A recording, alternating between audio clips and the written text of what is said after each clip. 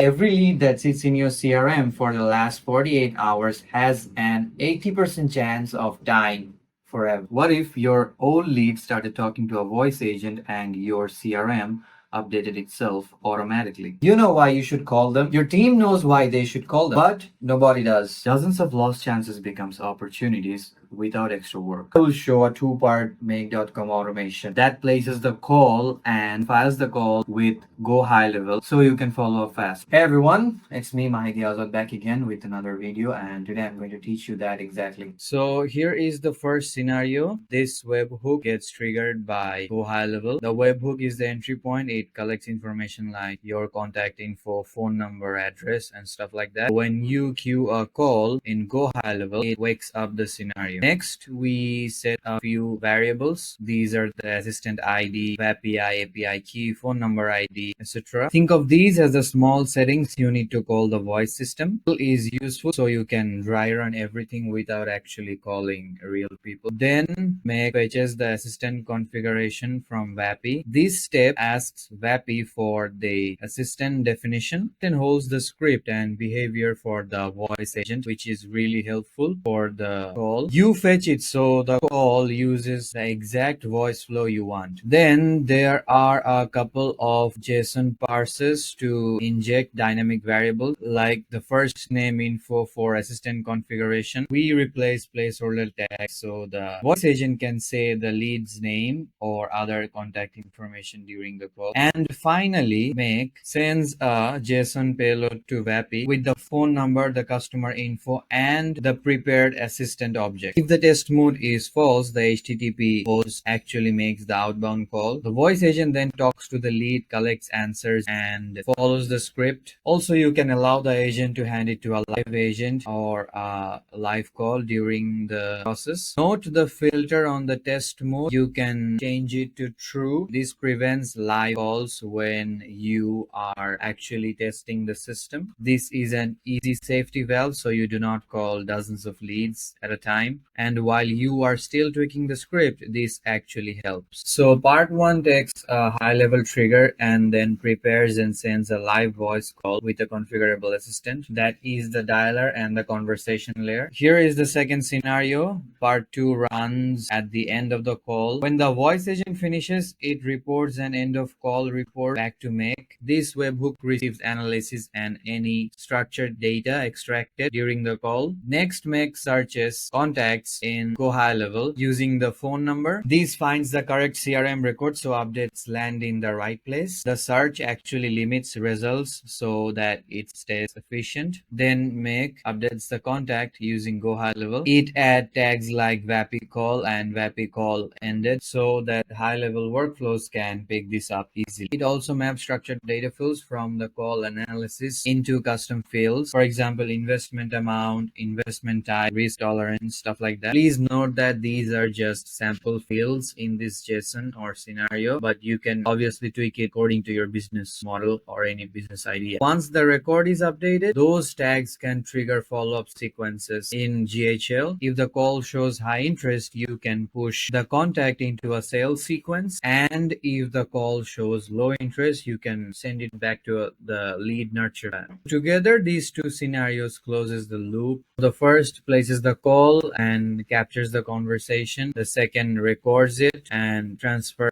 it to structured data for further analysis and report. That means the leads do not fall through the cracks and your team sees the report and it doesn't seem to feel overwhelming enough. In simple plain English, most agencies face this problem. Leads go cold. Manual entry is really hard and awkward. It feels slow and it is frustrating, to be honest. It feels like less productive, but to be honest, this automation sits behind the task so you can actually spend the right amount of time improving your business, not pushing through it. This is what this automation brings to the table, and I hope you guys understood what I try to solve here. And that's it for today, I think. Bye bye, see you in the next one.